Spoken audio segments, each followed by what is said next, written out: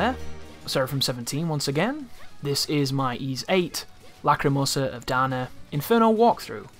We are going to the Cavern of the Ancient King, because we now have learned the secret of the Primordials. So those dinosaurs that I referred to in this game as both Saurians and Primordials are weak to Orichalcum, which is the green stuff in Yu-Gi-Oh! That Darts is trying to rule the world with and re-raise Atlantis so we can summon the Great Serpent, but nobody cares because that wasn't technically a canon series, so it's really just filler, even though I kind of did like that saga as much as it was dumb.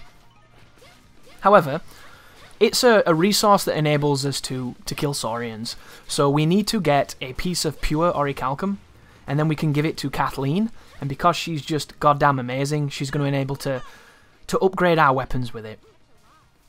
But before I do that, I'm going to be moving over here and picking up this chest.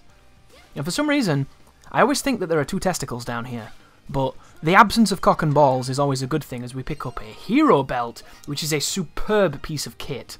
This is an amazing item. This enables people, when you equip it to them, when they get hurt, they will get extra gauge. An extra gauge is a thing that enables you to do your supers, your hypers, your awesome techniques. And if you equip it to the CPU, because the CPU gets hit a lot, it can help you stack a second extra move in a single fight.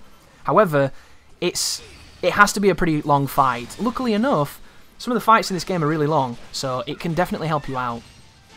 And I used it as an example earlier, but the final boss, what I tested that device on with the AI, it gave me a second super during that fight. And the second time I did the fight without it, I didn't get it. So it's a pretty cool tool, and I recommend it. There's a new enemy here as well, it's a monkey, and like true monkeys, it likes to throw things at you, but unlike using feces, as they often do in the zoo, to show superiority to their monkey brethren, they throw rocks. So much like Nickelback, when they followed Slayer at that festival, they like to throw things at you. Can be really annoying too, but they're easy because they die super fast. However, there is a bigger version of them who's an asshole, so be careful of him. And you'll also notice we have a new character, which is Ricotta. And she's using what look like strange, huge strawberries or barbed acorns or something. It's a very bizarre weapon, but it's very, very useful. Ricotta is a strong, blunt character. She's a person who breaks heavy enemies and deals incredible amounts of stun. She doesn't look like she does, but she does. She's a tiny wrecking ball. She's like that gun in Men in Black, you know, the little cricket where you look at it and it looks like shit, but it's really powerful. She's kind of like that. And she's useful too. She has all kinds of interesting techniques and fun maneuvers. And if you don't like Sahad, because he's kind of slow and reminds you of Wario, you can use her. And if you do like Sahad, you've got two people capable of dealing big damage to the armoured enemies. And that move just then, very important. This is one of the most powerful tools for DPS that Sahad gets. It's called Magma Wave. The first hit is weak, but the second hit is really strong. If you focus on Sahad and get him some decent gear, you can hit for like 5,000 to 9,000 damage with that second hit. You can hit that kind of damage against the final boss, which is insane. But he's really, really useful. I don't use him too much, because I don't like his movement speed. Obviously, he's limited because he's strong, and he's still super useful, but I don't like his floaty roll, and I mentioned that he reminds me of Wario, because when you do his groundward plunge attack, he sits, and if you've seen Wario in Smash, he has a very similar butt stomp, and it really reminds me of it, and every time he does it, I want to make the Wario noise. There's something wrong with me, and I am absolutely not ashamed. Ooh, here's the big guy. So, this is called a Ys VIII. It drops Beast Claws, Soft Fibre, Sword Tip Fangs, and Red Meat. All of those are useful for what we need right now, but this thing is so tough. His move couldn't be easier to understand. He does a very large taunt, and then he proceeds to move forward, swinging each arm after each other, and each of these hits is massive, it's slow, and it's easy to guard. His only other attack that I've seen is when he jumps and belly flops, and the belly flop has a big active hurt box and it has a lot of range. Other than that, that's all he really has. The reason he's difficult is because he has so much HP. And if you get two of these guys doing those attacks at you, it gets really dangerous if you miss your guard, because he will kill you in 1 to 2 hits. There's no two words about it. He's too powerful. But speaking of Ricotta, Ricotta is as I mentioned, she's kind of the brute force kind of character. She's quite fast while still being really, really strong, but it's her stun where she really shines. A lot of the characters in this game, their skills don't have... Like, A+ stun is quite rare. A couple of characters have it. S is even rarer. Ricotta has SS on some of her moves. There's one of them I know for certain, and it's the one that I'm going to be using against the Ocean's Anus, who is one of the shittest bosses in the game, and I hate it. And if you know what it is, you'll know why I hate it. But because you have to stun that creature to do real damage, she really shines in that fight, and it's one of the reasons that I'm going to recommend that you use her quite a lot. Also, she's really creative as a character. She has one of my favourite moves in the game, which is that move you just saw then. She throws out a bunch of traps, a bunch of bear traps that will pinch the enemies if they stand on them. And it reminds me of Aaron Black when he throws the tacks, the caltrops on the ground. In a fighting game, knocking somebody down in a corner and then throwing a damage over time on the ground that they have to stand up into and then are fenced into the corner and forced to stand on is an incredibly frustrating and damaging tactic that's really effective. In a game such as this, it's not quite as effective, but I love the idea of it. I love the idea of chucking down an AoE on a boss that will constantly attack it while it does what it does. And you'll notice a lot of my strategies in this game revolve around standing my ground. So if that move was slightly better, it could be really cool, because I love the idea of it. And if I could make it be a bit better, I'd just do it all the time. But as it stands, it reminds me a lot of Lucifer from Devil May Cry 4. In Devil May Cry 4 there is a weapon known as Lucifer which enables you to stab these kind of spectral swords into something. You can stab a bunch of them, and when you throw a rose, or when you stab too many, they'll explode naturally, or you can detonate them yourself. And it's this idea of stacking all this potential damage and then detonating it. And it's a very unconventional weapon that a lot of people don't really use. However, there's a really good strategy where you throw 3 at the same time and it's super quick, and you can just spam it, and by spamming it you just pin the bosses to death, and they keep detonating and detonating and detonating, and you do damage and damage and damage. And you can do the same thing with the traps. If you come across a particularly large enemy, and you know your spacing so that you can throw them exactly where they are, you can just stand there with Ricotta spamming the traps, and the traps will continue to land on the boss or on the enemy and chip away at their HP. And because there's 3 of them, if the enemy's quite large and you can get all 3 of them on at one time, you can do about 30. At this moment in time, I think we're doing about 36 damage per trap. So just at that, you're looking at about 100 damage if you can land all of them. And our standard hits right now are doing about 100 damage on our skills, and that's damage over time that continues to tick and tick and tick and tick. So the idea, if you're creative enough and you use it well, it can be really, really good for having ambient damage. If I could, I would set the AI to use nothing but that move as Ricotta up until I need her to do something else, and I would try to make sure that the AI is always laying those traps, always having that DPS on them. Because it's essentially like having a status effect, and I love that kind of playstyle. However, in this RPG, the status effects on this difficulty only really screw you. It's a very selfish relationship, and I would love to see other ones, and if anybody knows of any cool strategies other than stacking freeze, then I'd be all ears. But from my testing, I seem to be able to do more damage by myself than ever hoping for poison or burn or something like that, and I haven't even experimented with bleed because I've not had the opportunity to.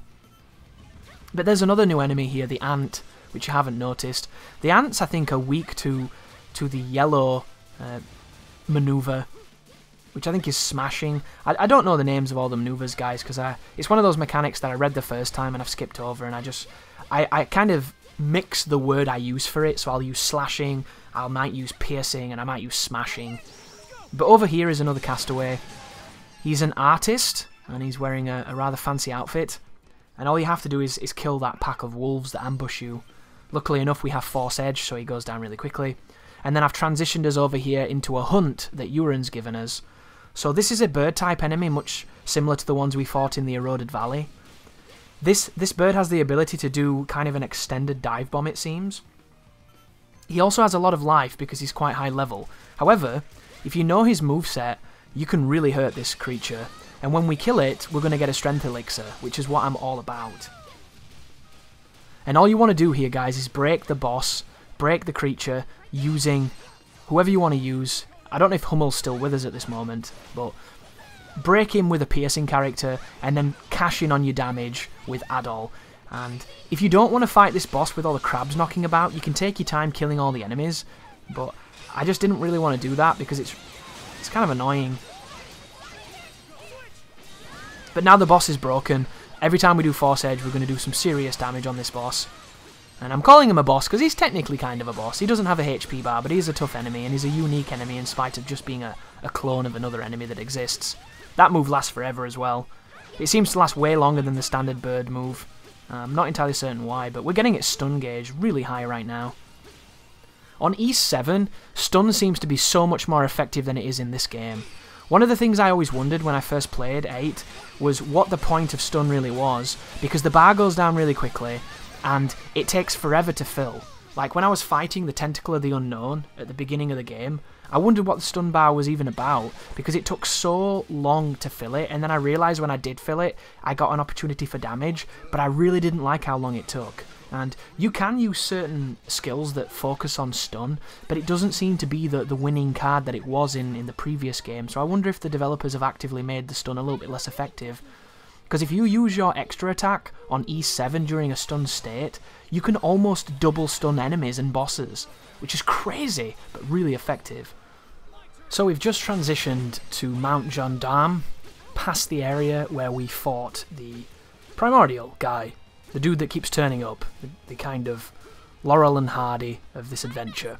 And there's going to be a bunch of guys up here for us to fight, and earlier on the mountain I was skipping everything because we didn't have the capacity to kill anything, but now we've been to the Cavern of the Ancient King, we can now use the Orichalcum to kill the Primordials, and I'm going to show you just what these guys can do. But you'll notice, when I hit this boss correctly, I get yellow numbers because it tells you that I'm hitting it on its sweet spot. Its sweet spot is the tip of its face. Every so often the detection can be a little bit finicky, but they're worth killing because they're going to drop the next tier of resource that you're going to need to use. So if you want to stock up earlier on, this is the way you do it. And because the Zaspian tails are something we need to get an item I'll be using against the boss coming up, it's a really good idea to farm some of these guys. As previously stated though, they do take quite the pounding. So I'm going to be using Ricotta right now to do some of her more unique moves.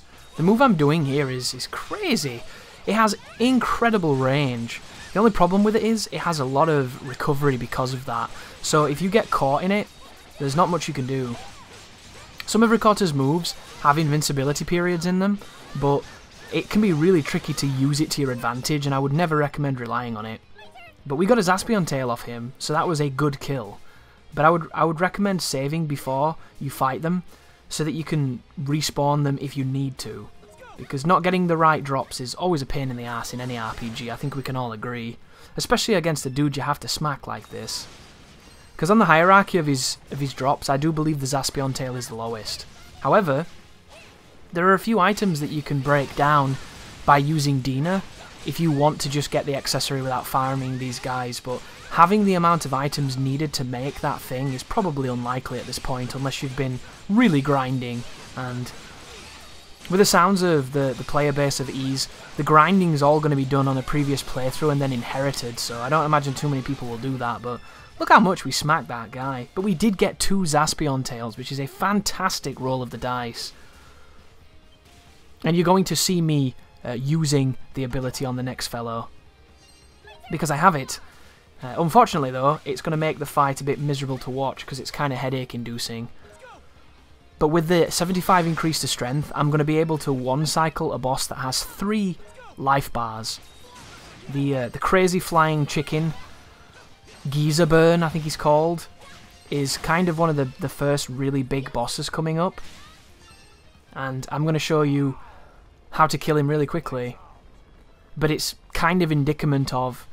it's kind of indicative of having high strength. If you don't have high strength, it's going to be really difficult to replicate what I'm going to do. But I suppose that's the folly of any walkthrough, isn't it? I make these videos and can kind of hint you and guide you, but it doesn't mean that you're going to follow it or indeed have the same setups, which is always the curse of it.